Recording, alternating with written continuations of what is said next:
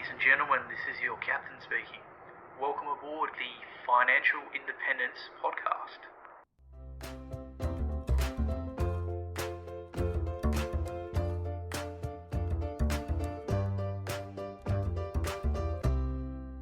G'day, and welcome to another episode of Captain Fi, the Financial Independence Podcast, where I open the cockpit to some of the best and brightest in personal finance, as well as those who have reached or are on their way to financial independence. Before we get started, remember, nothing said here is financial advice, and you should always do your own independent research before making any financial choices. With that being said, I hope you enjoy the episode and learn something new.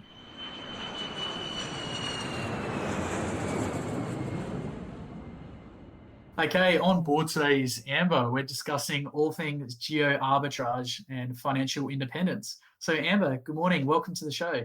Thank you for having me. It's great to be here. I listen to your podcast. I'm a fan, so very happy to be on. Thanks for having me. Oh, my pleasure. And of course, we got in touch a few short weeks ago when I discovered the Money Madams podcast, which I thought was pretty cool. Had a really good chat to you and Catherine. Yeah, thank you. So I am half of the Money Madams. I do a podcast with my friend Catherine, and we really focus on financial literacy, especially for women. And I'm not sure if you've seen the stats. I'm sure you have. Financial independence is important for everyone, but women retire with 40% less super than men generally. And my friend Catherine, who I do the podcast with, she is a financial advisor.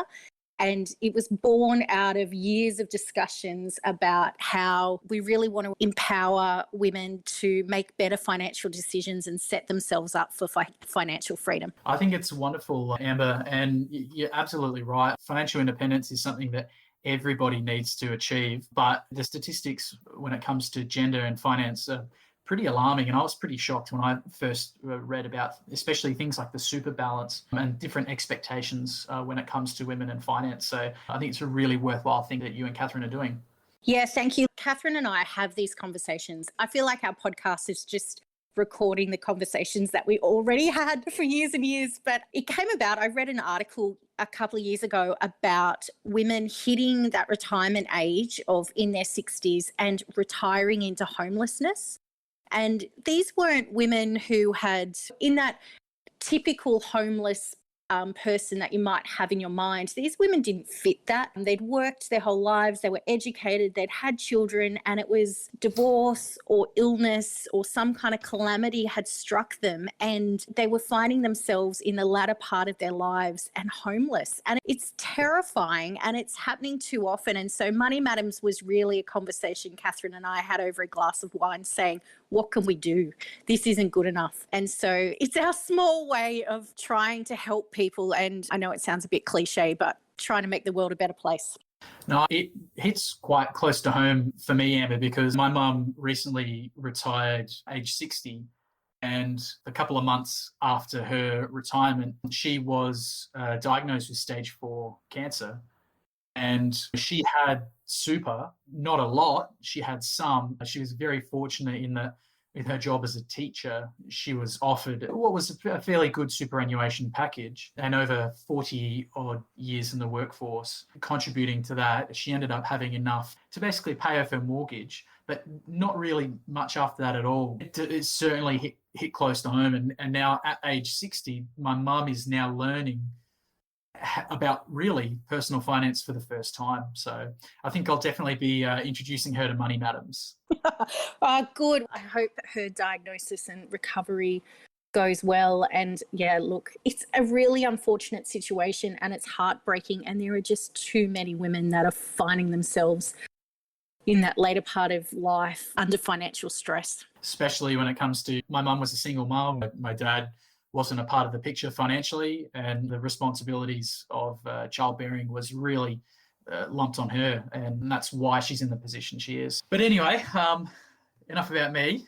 Let's crack on. So I've got a lot of really exciting questions I want to ask you today. But before we get started, can you please just tell us a little bit about yourself, where you're from, your family, and what do you do for fun?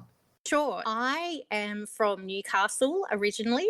So a Novocastrian girl. Yeah, so you go and enjoy a good surf down at Nobby's, down at the Merryweather Surf Club.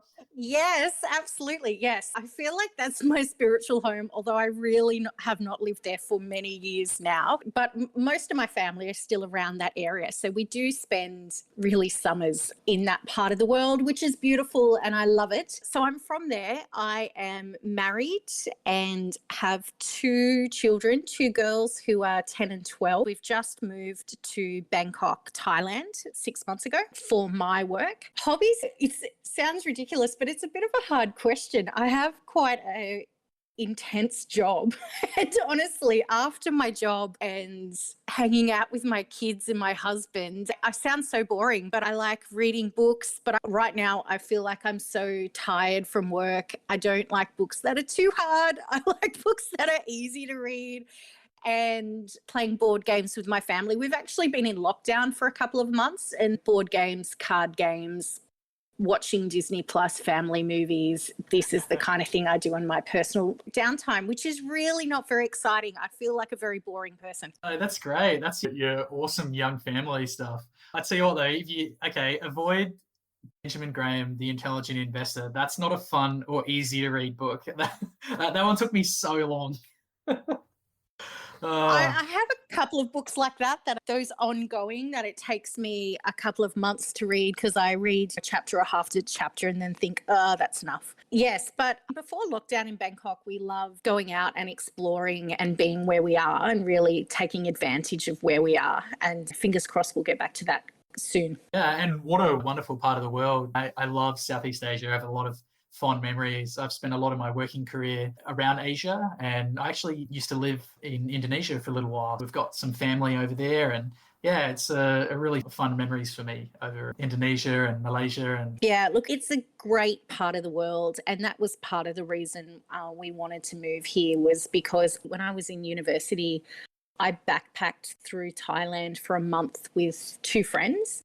And that was over 20 years ago now, but I had such fond memories of overnight trains and tuk-tuks and having a great time. So that was part of the reason we decided to come back.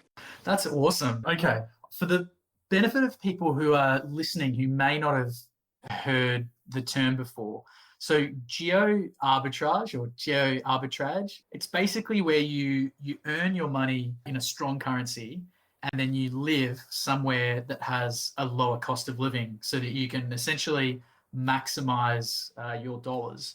And it's something that was popularized by Tim Ferriss in the 4-Hour Workweek, where he talks about doing exactly that. He writes for a predominantly US-based audience, and he talks about earning in US dollars and then spending in pesos. And by doing that, he was able to reduce his cost of living and reach financial independence sooner.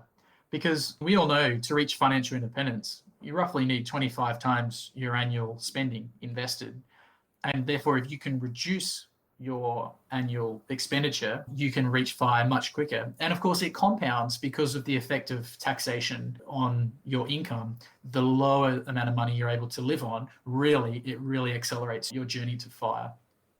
So Amber, I want to know, how did you find yourself working abroad? How did you come to the decision that geo arbitrage was something you wanted to do and you wanted to bring your family along? Look, this was something I had always wanted to work overseas. And when I was even in university making decisions about where I wanted to work after my degree, this was a factor and this was a consideration, what would give me the ability to work overseas. And I feel like I did it a little bit differently. Lots of my friends at around that early 20s age went and did the jaunt pulling beers in Europe, but I didn't.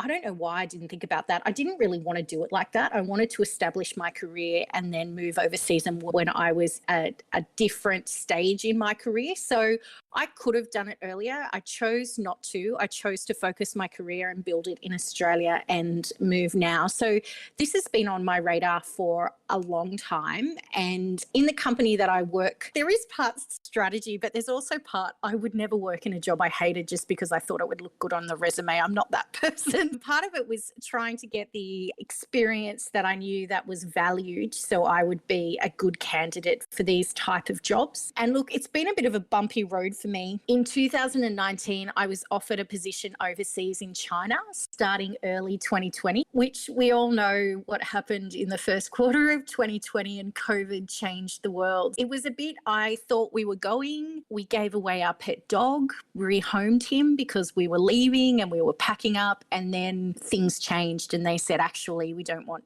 you going over to China at the moment. And it was crazy because I had moved into that preparing to go overseas role, and they had actually brought someone in to fill my job. So I ended up in a position where I didn't have a job overseas and I didn't technically have a job in Australia, because they had backfilled me and my position didn't exist. So it was a little bit scary. And honestly, I wondered whether I was doing the right thing. And I thought about moving companies and just going somewhere else. And I looked into it for a little bit, but I had a really supportive, incredible boss who just said to me, we won't, because instead of a job overseas, there was a stage where I thought I might get fired instead. Because they'd backfilled my position. But that didn't happen. And my boss said, we won't let that happen. We just need to take some time and see where the world ends, where it settles, but you will be offered something else. So it actually put me in a position where previously you apply for these jobs and you will actually apply in a round where there's several overseas options and you get what you get and you don't get upset. You don't necessarily have much negotiation power. They tell you what you get. But for me, and it happened to another colleague of mine as well, there were two of us. They actually had put 5 options on the table and said, what would work for you and your family? And it was a really great discussion to be able to have. And we were able to talk about what kinds of things we valued and we considered. For us, my husband has a heart condition and he needs to be able to get access to good medical facilities. So that was the most important thing for us. But we also made decisions about closeness to home. Some of the positions were in Europe or really on the other side of the world from Australia. And we actually wanted Asia worked well for us. We wanted to be that little bit closer to home. In Thailand, there's great medical facilities. And as much as it was terrible when I lost the China gig, we were really happy when Thailand came through. Well, for part of that, my jaw was on the ground. That sounded incredibly stressful. But I think from all accounts, it sounds like it's actually really worked out possibly the best it could have for you. Yeah, look, I think so. I do joke and say I upgraded to Thailand. There are always pros and cons, and I would have been very happy to go to China, but very happy to be where we are. So, look, I think for me, even my husband was joking when we were talking about which posting should we take and what destination worked for us. And I had forgotten when we were dating, because I said to him, are you sure this is what you want to do? And he actually reminded me of a conversation we had when we were dating, when I said to him, I want to work overseas one day. Are you okay with that? And he said, this has always been what you want to do, so let's do it. And it's a crazy thing to do, especially with COVID. We moved here not knowing what our apartment would look like. We actually moved not even having confirmation that my kids could get into the international school. So we just got on a plane hoping for the best, and everything has fallen into place. We found an apartment.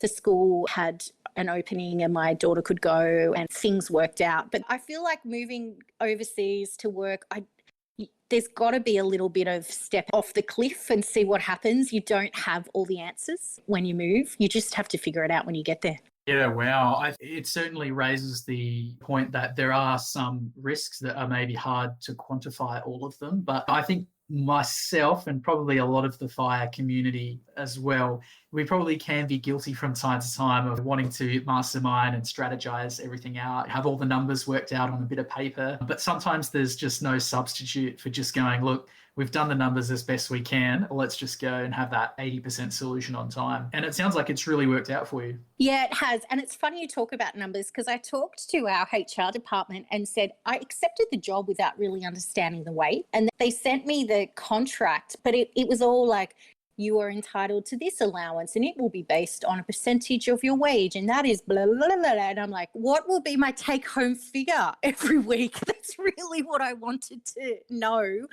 And I'm salary sacrificing some, and there's lots of balls in the air.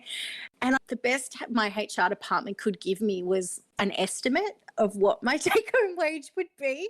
And I remember saying to them, if I take this job, what are you going to base my first week's wage on? Can I have that number? There was, look, the earning Australian dollars and living with Thai baht definitely works out in your favour, but there was a little bit of risk in, look, I knew it would be okay. I wouldn't have taken it if the outcome was detrimental, but actually locking down what the final figure was, I actually didn't get it till I got here. Wow. So was there any opportunity there, Amber, for you to get a sneaky raise or maybe ask for the upper estimate?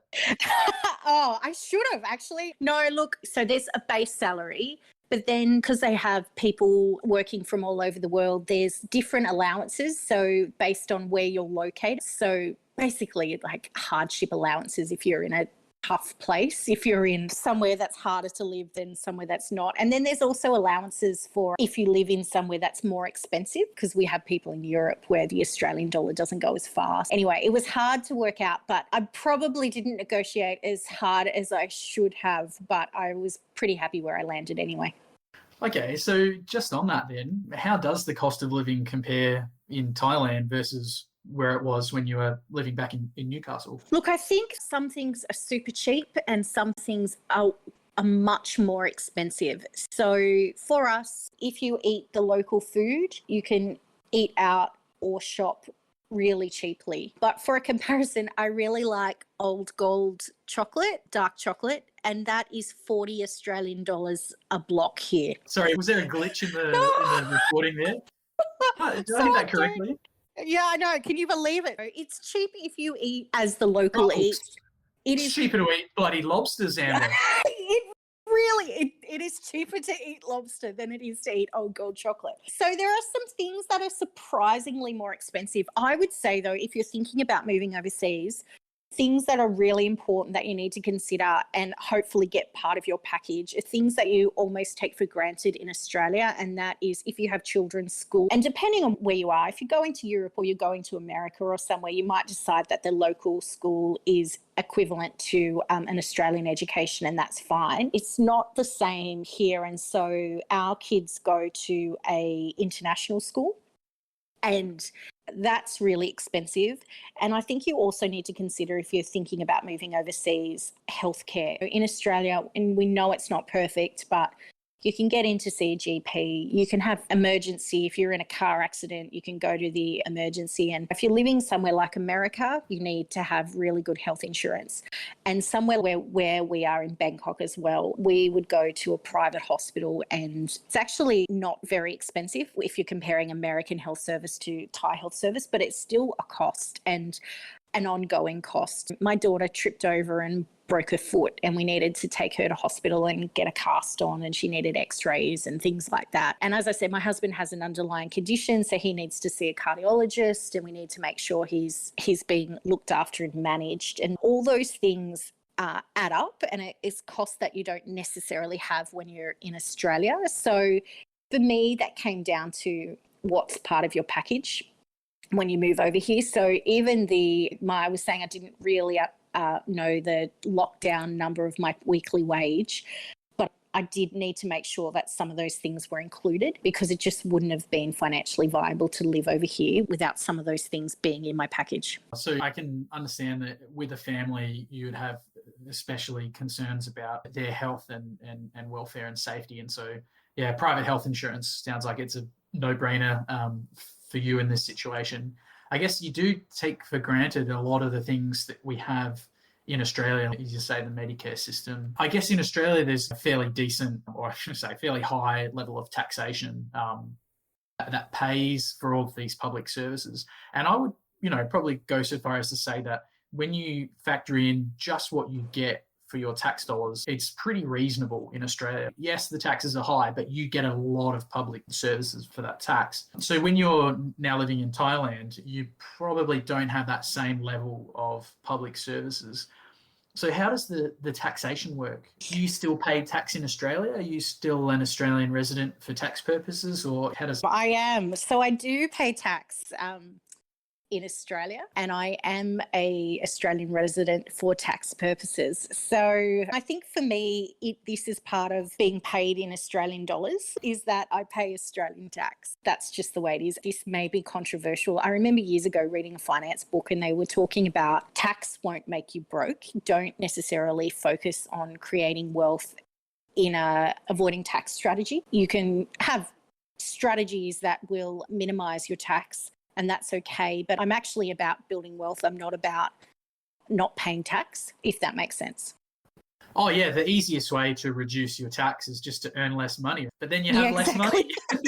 That's right. Who wants that? Just make more money. So, yeah, look, I do pay tax in Australia. One of the things, though, sorry, I didn't get to it, Captain, but one of the things I wanted to talk about with the cost of living over here as well is that we have a full-time housekeeper now. So she lives with us Monday to Friday, and she does all of our housework, and she washes our laundry, and she makes us dinner 5 nights a week. She actually goes and lives with her niece on the weekends so she can see her family. And for us, it's such a strange thing. So I actually struggled with this. My predecessor, whose job they left and I took, she spoke to me about it. And I said, I won't need a housekeeper. It's fine, because I'm used to working full time with having 2 kids and doing my own laundry and that kind of thing. And I realised Australians value independence, and we value that, no, I do it myself. And she actually spoke to me and said, this is this lady's wage in her employment, and if I say no to her, she's unemployed. And there's no social safety net here like we're used to in Australia. And so she's unemployed, and then she's trying to find work in a really difficult time where there's COVID and expats might be leaving and it's harder to get a job. And with my pride and my independence, I might actually be forcing someone else into poverty.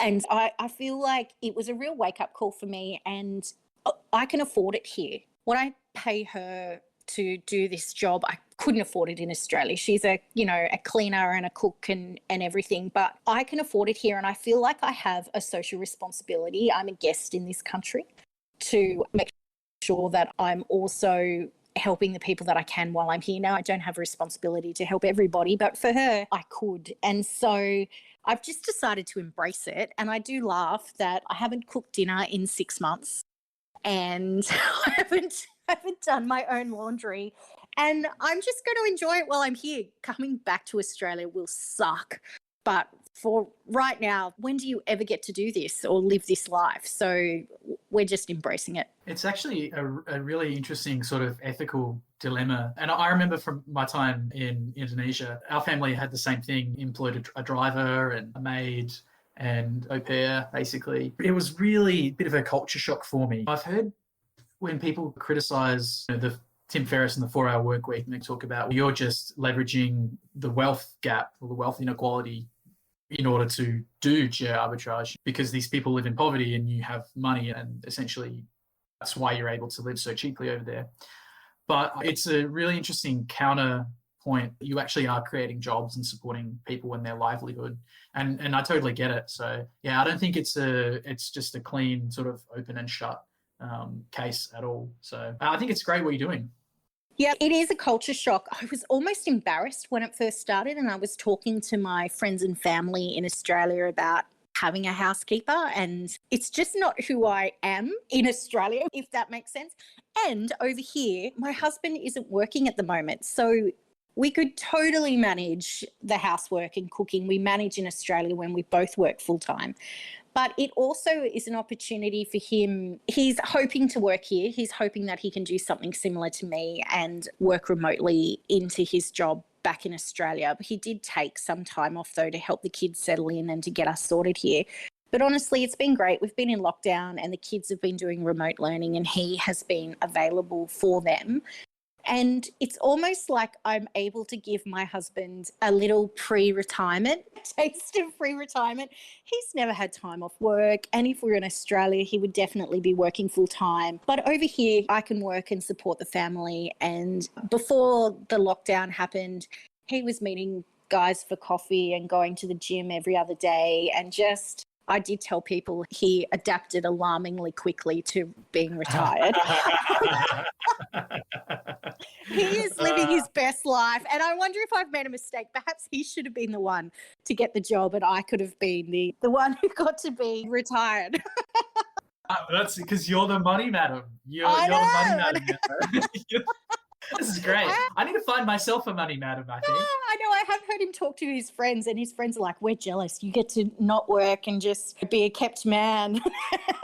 So I know. I think he played the long game, though. We've been married for about 18 years, so it's taken a while for him to get there. But yes. Yeah. So when we talk about what does living overseas give you, for me, it's that I'm really happy to be able to let my husband have that experience. That's great. And we would not be able to do it in Australia. It's just you get to unlock some things and some experiences that you wouldn't necessarily get to do back home.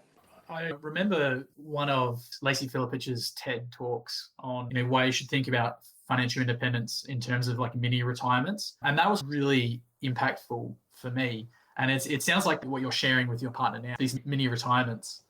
Yeah, look, while we're here, as we said, he might work, but it is, as we talk about with that financial independence, he doesn't have to. If he worked, it would be for other reasons. It's to help him keep connected back into his company in Australia and keep up to date in where the work is up to. He's in IT, so things change. I mean, he doesn't want to come back after a couple of years and feel disconnected and out of the loop. It's an opportunity for him to do something that's intellectually stimulating, but he doesn't have to. If he doesn't want to, he can meet his mates for coffee and watch the kids in their swimming carnival and just live the life. That's a totally valid option as well. Aha. Oh, you said the magic words, IT. I knew there had to be some connection. Normally, everybody in the FIRE community is somehow loosely related to IT. Yes, he's my help desk IT support. I am not. I'm terrible at IT. So would you guys consider doing this permanently, or you're going to do this role for a few years and then head back, or what's your plans? I have signed a contract that is a 3-year with a +1 option. So we are here for 3 years and maybe 4 if I need to agree to the 4th year, and so does my company. So if that lines up, we might get the 4th year option. And honestly, we don't have to make that choice right now. We probably have to make it in about a year's time. But right now we would take the +1 option. And it's funny, this has been challenging. COVID has happened. We've been in lockdown. The kids have been working remotely. This hasn't been necessarily an easy thing to do, but moving back to Australia isn't an easy thing to do either. So we're here. And honestly, this is our opportunity. My kids are in a good age. I might take another overseas job if it came up in the future, but with the age of my kids, they'll be 16 or 15, the oldest, when we get home. And at that point, we'll probably let them finish school in Australia and establish themselves after that. So I wouldn't be looking at another job overseas after this one. I don't know, maybe for 6 years or 8 years or something like that. And I'm actually hoping I'll reach FIRE by then, so I might not even want to at that stage. And for me and with my kids' age, this is our opportunity. So we want to make the most of it. It has been really challenging, especially with quarantine. So going home, initially pre-COVID, you could just get on a plane and go home. At the moment, Australia has 2 weeks quarantine, and so does Thailand. So for us to go back to Australia, we need to spend a month in quarantine, and that's a lot. And it's a lot to put my kids through. And so it also means we miss things. My brother's wife has had a baby and we haven't seen the baby. And God forbid if something happened and a relative passed away, it's basically 3 to 4 weeks before we can get there because the flights aren't regular. So we can't just jump on a flight tomorrow. It would probably take a week to organise at the soonest. And then you have 2 weeks in quarantine when you get there. So it is definitely, it's isolating. And I actually didn't live really close to my family. It's not like we all saw each other for Sunday night dinners or anything like that. And so initially I thought, oh, this will be sweet. We only see them a handful of times a year, so it'll just be like that. And it's been 6 months and I miss them. I wish I could just jump on a plane and see them tomorrow.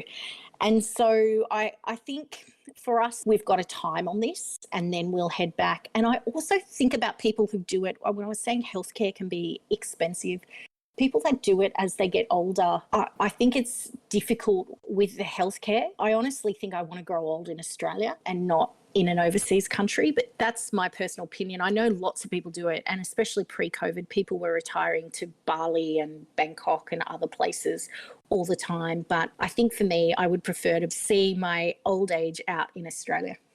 It's a really interesting reflection, and I guess it points out that you're more doing this as a career thing rather than a deliberate geo arbitrage strictly for the benefit of being financially independent. So it's something that's helping you on your journey to FIRE, but it's not something that you would do to reach FIRE, if that makes sense. Yeah, I think that's exactly it for us. And everyone is different and in different situations and would consider and do this for different reasons. But I think that this is a career boost for me, and it does have some geo arbitrage benefits, which are great, but I wouldn't necessarily consider this as a long-term option for us. So we've touched on a few things there, the bloody $40 block of chocolate being one. Old gold chocolate, someone please. No, I'm kidding. A friend of mine is sending me over a package with chocolate in it. Oh, that's funny. Actually, I sent a friend some licorice recently over to Wales. And I think the licorice was like $5 and the postage was like, I don't even want to know. I just was like, oh, I'll just tap and walk away. And my dad always wanted me to bring over salt and vinegar. Apparently that was something you couldn't get in Indonesia very easily either. So yeah, salt and vinegar chips, pizza shapes and dark chocolate. I'm sorry to say, Amber, but I'm not flying anymore. I don't know if I can do a supply run for you, but you never know. I might get back into flying and one day you can come over and bring salt and vinegar chips. I saw actually on the news the other day, a couple of pilots got themselves into strife for flouting some of the quarantine restrictions. So I think you got to be very careful these days. Yeah, I'm sure you do.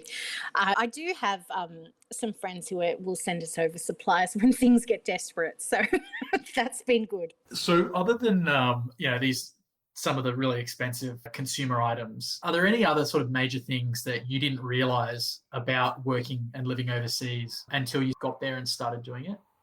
That is a really good question. I think it's all been an adjustment and everything is different. And as I said, we live a different life here. So even things like I buy my lunch every day when I'm in the office. I would never do that in Australia. How expensive is it buying your lunch? But some of the local cafes around our building, you can get a hot meal, which would be $15 plus in Australia for $4 here, $4 Australian dollars. And so for me, it is balancing this. I'm definitely making money and it is a good financial decision to take this position. But I also feel a level of privilege and responsibility here. We were just regular people in Australia. I wouldn't buy my lunch every day. My kids went to the local government school. We were just very ordinary. And here it's different. The opportunities are different, and we're trying to consider how we live and we spend our money here as responsibly as possible. It sounds like it could be a bit of an adjustment for you when you do come home, though. I don't know if I'm going to remember how to cook. You know what? Our housekeeper makes incredible chicken satay. And my daughters were saying to me, Mum, can you learn how to do this so when we get home we can have this meal again? And I said, no, I think you should learn how to do it because when we get home, you'll be 15 or 16, you can make chicken satay for dinner. So I have a plan. I don't think it's going to be a very good one, but my plan is to let my children be master Thai cooks by the time we get home. Oh, fantastic. That sounds like a reasonable way to earn your pocket money, doing the family dinners.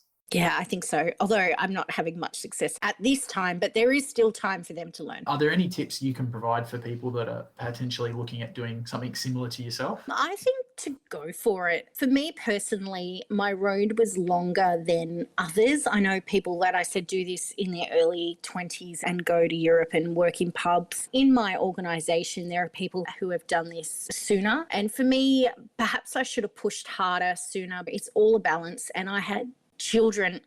I took time off with both of my kids. I took maternity leave and then I worked part-time for 8 years while my kids were little to support them. And so I didn't really start focusing on this as a serious option for myself until a couple of years ago. Those are the decisions that I made and they worked for us and I'm happy that I made them. But I think if you're starting out, I'm also always really happy to talk to people about my experience and support them and mentor them. And I think it works for my company if we retain good people. And I think that's an attitude that is across a lot of companies. And so if this kind of opportunity was available to you where you were working or you're interested, I would reach out to people and talk to them about the decisions that they made, the challenges that were there. Look, I had to persevere a lot for this job. And as I said, it went a bit pear-shaped there for a little while, but I didn't give up.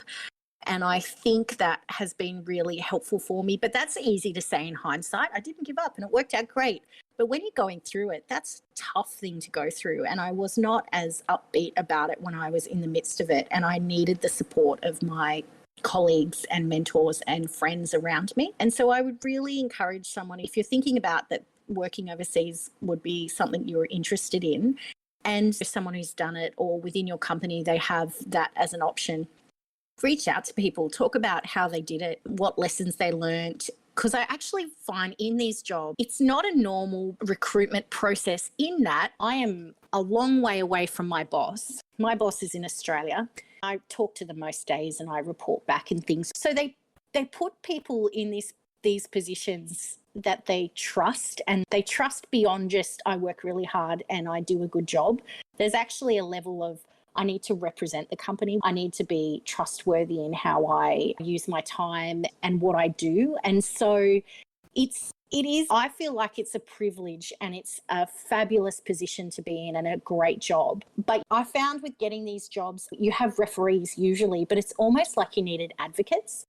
I needed someone who was respected within the organisation to speak to the people who make these decisions and say, Amber will do a great job, you should give her a go. Because I didn't actually know the people personally who made these decisions, but I had an advocate who knew me and knew how I worked and knew what I would bring to this role, who spoke to them on my behalf. And I think that was a really critical step in me being successful. Networking is really powerful, and it was something that I learned during my time in aviation. I sidestepped through a few different roles before I finally got the flying gig that I wanted, and it sounds like there's a lot of parallels between your journey to get your overseas gig and the stuff that I went through. So yeah, I think that's really good advice, Amber. So if anyone's listening and they're thinking they want to get an overseas position, don't give up, keep persevering. I just think how wonderful. You're basically getting paid to explore the world. Yeah, absolutely. And look, my boss, as I said, I speak to them quite regularly and they are very supportive. And so it is, and I think that was it for us. The pay is good, but the experience and the adventure is really what we were after. Even the school that they go to, they went to the local government school in Australia, and that was great.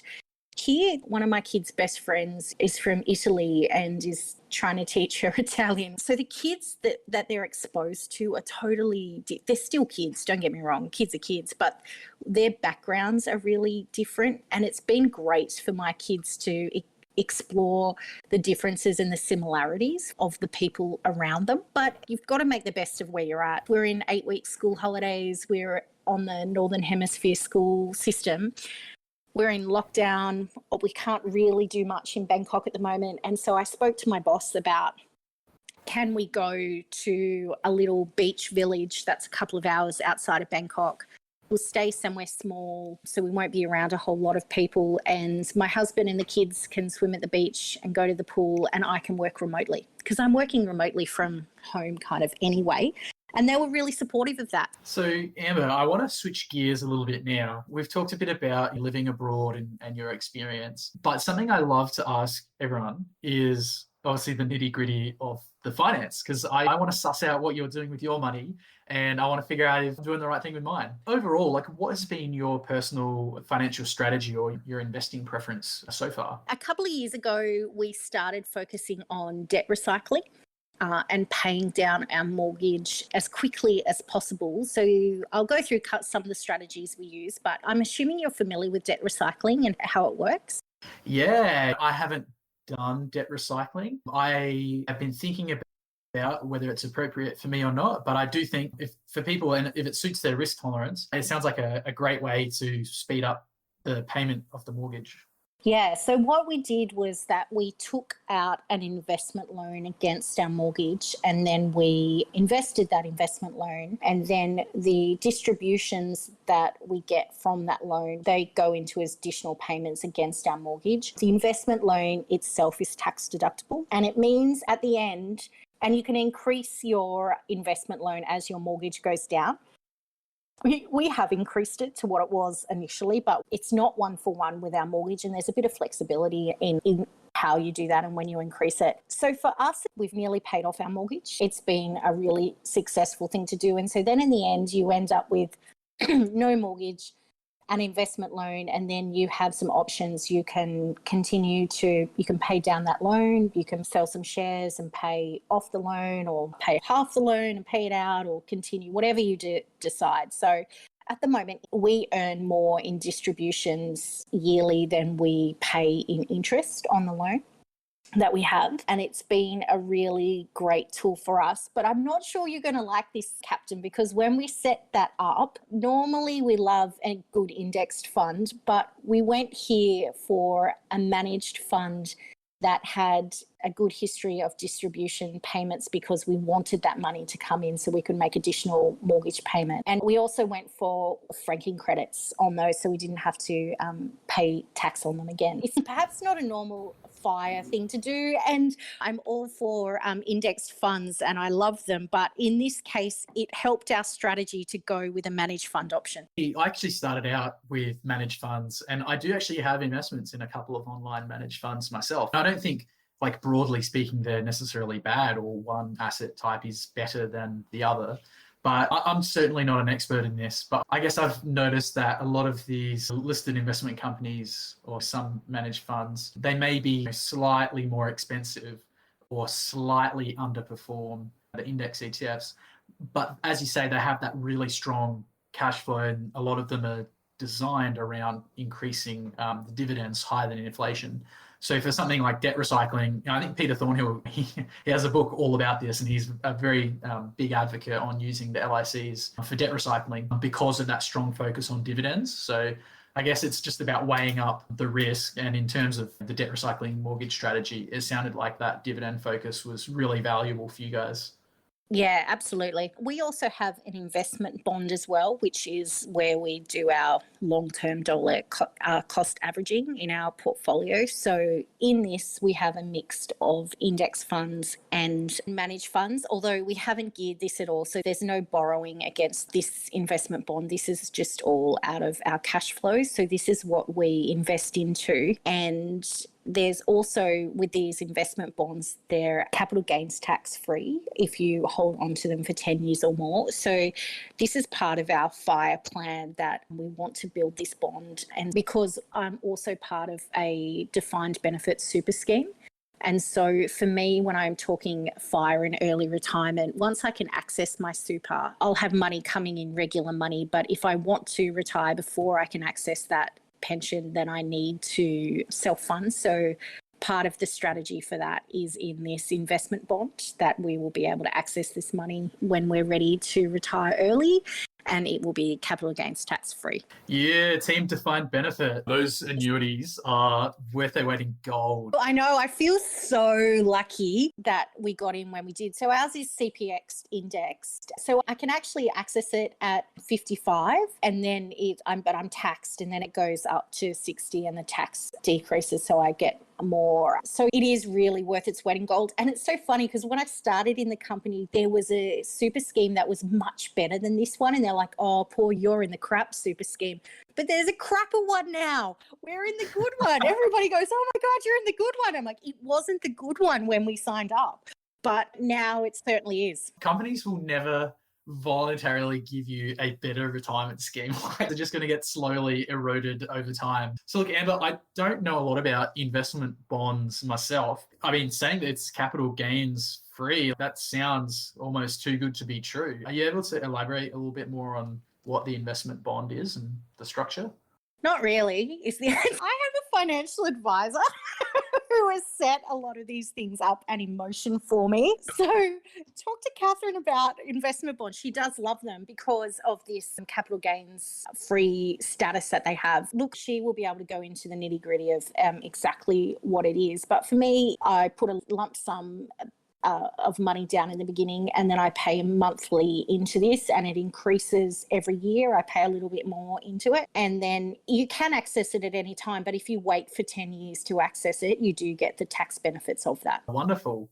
Also, just circling back to the debt recycling, if you decide to sell those managed funds that you have in your loan for the debt recycling scheme, you presumably have to pay CGT on that? Yeah, we do. Okay, so that's just something you need to factor in for that as well. But hey, if it's providing you more income at the moment, then happy days. It's paying for itself. Yeah, it really is paying for itself. And because we're overseas at the moment, we are also renting out our house. I know everybody has a preference. I don't love property as an investment vehicle, and I feel like an accidental landlord because it would not necessarily be something I would do actively in Australia, but we want to keep our house for when we come back. That is currently being rented out as well. So the interest on our mortgage is also tax deductible at the moment. Oh, that's awesome. So do you have a property manager who looks after that for you? Yeah, we do. And we found someone that we really liked and trusted because it's also strange. It's not an investment property, it's my house. And so I feel a little bit more attached to it than I think I would if I just bought it as an investment wealth creation vehicle. Oh, you're breaking the first rule of property. Oh, I know, right? And it gets worse. We'd recently renovated it. The China gig fell through and we didn't think we'd be moving. And so we renovated this house. And then I was offered something else. And I do like it much more than I should if it was merely an investment property. That sounds like your renters might be getting a very good deal. Yeah, they're living in a really newly renovated house. Look, I'm hoping that they enjoy it. But honestly, there was an option just to lock the door behind us and not rent the house out, that we could just keep it for us. But the tax incentives are so good to rent it out. It seems like a crazy thing to do. So we decided just to go with it. Of course. And it's now an asset that's creating you cash flow, whereas otherwise before it would just be a liability that's sitting there costing you money. Yeah, exactly. And also, I feel that there is some sort of social obligation as well to provide housing. We're in this bit of an accommodation crisis in Australia. Gee, it took me a month plus to actually secure an apartment in Adelaide. So I imagine that there are similar things going on in other parts of Australia. So it would seem a jerk move to just have an empty house sitting there that could be being accommodation for a family. Yeah, look, I agree as well. We were careful with who we got in as well. And the real estate agent we got made that point because I said, you know, how many inspections you do? I've also been a renter and I didn't want to be a jerk landlord that was like, we don't trust you. And the real estate agent we got was really clear and said, if we get the right people in, there won't be a problem. And they still do inspections, of course, but it won't matter how many inspections they do because the right people will treat it well. And so far, so good. They seem to be treating the place with respect and exactly the kind of tenants that you would want. That's good news. Out of interest, what kind of management fees are you paying to your realtor? That is a good question, and I can't remember off the top of my head, honestly. I think they weren't too bad, but we've also got to deal with them where they pay costs out of the rent before we see them. My husband gets the receipts from them monthly, so I haven't actually set eyes on what it is. It was a percentage though, and it wasn't too bad, but I cannot remember. No, that's okay. The lowest I think I've seen is around the 4%, but I've seen some people have told me that they're paying 15%. No, we're not 15%. Yeah, I think we're more in that 4 to 6%, I would say, but certainly not double digits at all. Yeah, it sounds reasonable. And for peace of mind, you can't really be there to do it. I have a really close friend who, unfortunately, I haven't seen for a very long time. And he has an investment property in Brisbane, and he's like just dead set that he's going to manage it himself. He lives in country Victoria, and whenever there's something wrong with the house, he literally flies to Brisbane, and he was fixing a deck and doing plumbing and all sorts because he just thought that property managers were crooks and he wasn't going to pay someone 7%. So I guess it's different strokes for different folks, but I'll certainly be using a property manager for my place in Newcastle.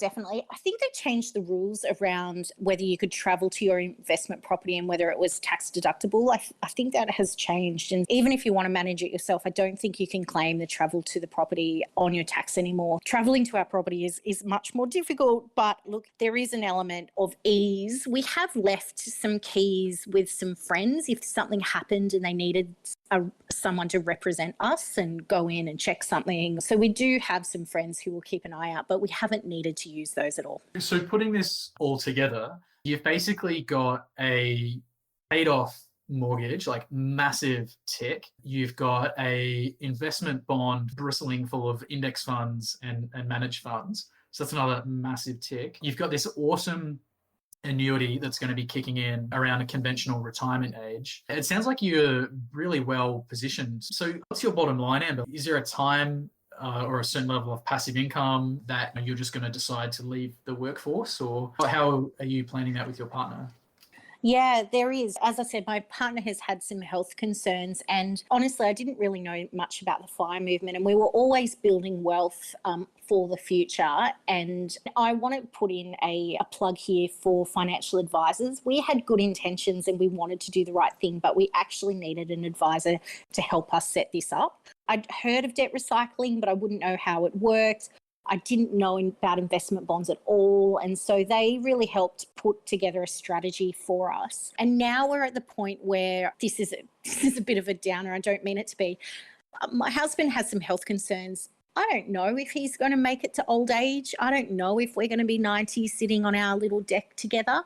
So I want to retire as soon as we can so we have as much time together as we can and we can enjoy that part of our lives and we don't have to wait. And so at the moment, I'm in my 40s and we're aiming to retire at 50 and maybe before. He's a little younger than me, so he would be retiring at 48 or something like that if he wanted to. That's the aim. If we can do it sooner, we'll do it sooner. We're very happy to stay here. And as I said, with the +1 option, if we can, staying here 4 years, and then I want to retire really as quickly as I can after that. That's awesome. So maybe you won't have to get used to a bit of a lifestyle shock because you'll be coming back to Australia for an early retirement. Maybe that's the plan if it's possible. So paying off our mortgage is a really important part of that, and we'll do that soon. And then it will be really focusing because we're paying additional payments and we've got these distribution payments going into our mortgage and rent. Once we pay our mortgage and all that additional money is freed up, I feel like we'll have a couple of years we've started the process already, but to really focus on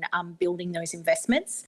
And then we will track our progress and we'll make a decision around when we can retire. But retiring early is really important for us, and it's something that I really want to be able to enjoy the time that I have with him. And if it's 50 years, hooray! Who knows how long you have anyway. I think it's a really noble goal to have, especially you want to make the most of the time with your partner. So fingers crossed everything works out for you guys. Yeah, that'd be great. So along your financial journey, you said maybe you haven't been the most savvy. And so you've recruited specialists to help you in this area, which I think is a great idea. I've had a few bad interactions with advisors, but I'm slowly warming up to them. I actually do use a financial advisor as well. But I'm just wondering, what other tips do you have for people on the path to financial independence? What can you share that you've learned on your journey? I think it's really important to start and to get some balls in motion. Even when we started our investment bond, we actually didn't know what we were going to use that money for. I had not yet been introduced to the FIRE movement. And we thought, what are we going to use this money for? And our financial advisor said to us, after 10 years, when you get there, you'll have a bucket of money and you'll be able to decide. And it's gone from that to being actually a really crucial part of our pre-retirement plan. So I think for me, start and do the best you can where you're at. I've not come from a wealthy family. When I wasn't working, we were on maternity leave and we had 2 young kids. We struggled financially. I think for us, we stayed away from debt as much as we could, and that really helped us. And we've had really important conversations about what's important to us. And for me and our family, we decided that the local government public school was great and we were happy for our kids to go there. We also decided that we don't love cars. We don't need new cars. We buy secondhand cars and then saving as much money as we can. And this is why I think when I found the FIRE movement, I like it because it's about that finding joy in other things and really deciding what does make you happy. And so for us, it's always been travel. We've done big trips. We've taken the kids on big trips. And that's, I think, why we were drawn to and loved the idea of working overseas, because it's that living somewhere and experiencing different culture and different things for us and for our children was really important. But I think do the best with the stage that you're at and with what you have now. I feel like we're hitting this stage where we're about to pay off our mortgage. We're about to, perhaps in a few years, we'll be retired or a few years off retirement. And that's amazing. But it was the little chipping away, because I remember talking to a friend and she's made different decisions. Her kids go to private school, they buy new cars. And I was talking about investment bonds and she said, oh, yeah, but how do you find the money or how do you do it? Because when we started, the money on that investment bond was a lot and it felt like it hurt. Now I've paid double that amount of money into it and I don't even think about it. It just goes. I think just do what you can where you are and it builds. My kids were shocked the other day, actually. We talked about not having money for something and they looked at us and said, did we not have money? Like they're kind of used to living in it. Now we don't live as much as we live overseas and we have a housekeeper. And I said, we don't live extravagantly. We don't buy branded things or do fancy stuff necessarily, but they're used to us being able to say yes to things now, but they've forgotten that it was ever not like that. So I think you just move through stages and just start, do the best you can. And if you need help, if you're not sure, go see someone, because honestly, the money that I've spent on financial advice has put us where we are today, and it's been such a good investment. Yeah, good quality financial advice is almost invaluable. I would say that it sometimes can be tricky finding the right advisor for you. But overwhelmingly, I'd say most financial advisors do the right thing. But it's really good. Thanks for sharing. So, Amber, who or what has been the biggest influence for you on your path to FIRE? It has been my Money Madams partner, Catherine. She is a financial advisor and she has been the one through the last 12 years or whatever that we've been friends, talking to me about these things and challenging my view on money and educating me and walking me through it. And as we said, we started Money Madams because these are just the conversations that we have. But she is the expert and I am the one who asks all the silly questions because that's what we do in our regular conversations when she talks to me about things.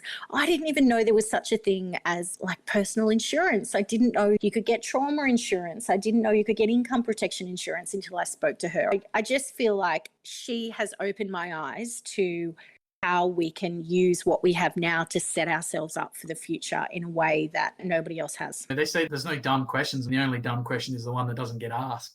Yeah, that's right. And I feel like that's certainly my job on our podcast, but she's used to it now because that's what happens when we talk. I think, what about this? Yeah. And what do you mean by that? And just being able to have those conversations with her have been wonderful. And the thing is, if you're thinking about that question too, Amber, there's probably hundreds, if not thousands of people that are wondering the exact same thing and they might just be too shy to ask. So it's good that you actually have the moral courage to get up and put yourself out there and actually ask those hard questions. Yeah, look, we joke a little bit about it, but that's exactly, I ask for me, don't get me wrong, but I also ask for our listeners as well. Yeah, that's awesome. How can people get in touch with Catherine and yourself, and where can they listen to the Money Madams podcast? The Money Madams podcast is on your favourite podcast platform. You can find us there. We also have a website, which is www.moneymadams.com, and we are on Facebook and Instagram. Awesome. I'll make sure to link all of those in the show notes too. If anyone wants to jump onto the Captain FIRE blog, there'll be links to all those areas and you can get in touch with both Catherine and Amber. And if you have any questions from stuff we've talked about today, or you just wanted to get in touch and chew the fat, by all means, please hit them up. I'm sure they'll welcome the chat and feedback. Absolutely. And thank you for having me today. It's been an absolute pleasure. Oh, it's been great. It's a really interesting insight that you have. I guess I built up this geo arbitrage thing to think that, it'll be this like wonderful cure-all, like you're going to be moving to a tropical paradise and everything will just be fancy and fantastic. But I think like you've certainly brought the realism side of the house. There are a huge number of things that you need to weigh up, and it's really not as simple as, oh yeah, the cost of living is cheap, so we're going to retire early. You got to think about the schooling, you got to think about the healthcare, you got to think about the cost of living, and it's not as straightforward as maybe most people think. Yeah, that's right. I love it. I'm glad we're doing it, but I really think that you should consider these things and go in eyes wide open. Yeah, all the best. I know we were just chatting earlier and you guys were frantically packing for a much-deserved getaway to a local beach village. So thank you for making time. Yeah, thank you. Well, tropical does make packing easy. There is no winter clothes. It's throw in some dresses and some swimmers and my laptop and we're set. Oh, beautiful. I'll have a great time and enjoy the valuable time with your kids. I mean, it's the golden days, right? Beautiful young family. That's it. Thank you so much for having me. And yeah, look, please be in touch, anyone, if you have any questions or we can help. No worries. And also do check out the Money Madams podcast because we had a discussion on the financial independence retire early community a couple of weeks ago. So yeah, have a listen to that and please support Amber and Catherine and tell them what you thought. Leave a rating on iTunes. Wonderful. Thank you for having me and goodbye. Thanks for listening to another episode of the Captain Fi Financial Independence podcast. To read the transcripts or check out the show notes, head over to www.captainfi.com for all the details. If you have a question for the captain, make sure to get in touch. You might even make it on the airwaves. You can reach me online through the Captain Fi contact form or get in touch through the socials. I'm active on Facebook and Instagram, as well as a number of online finance and investing forums. And finally, remember, the information presented on the show and the links provided are for general information purposes only. They should not be taken as constituting professional financial advice. You should always do your own research when making any financial decisions and make sure it's appropriate for your personal circumstance.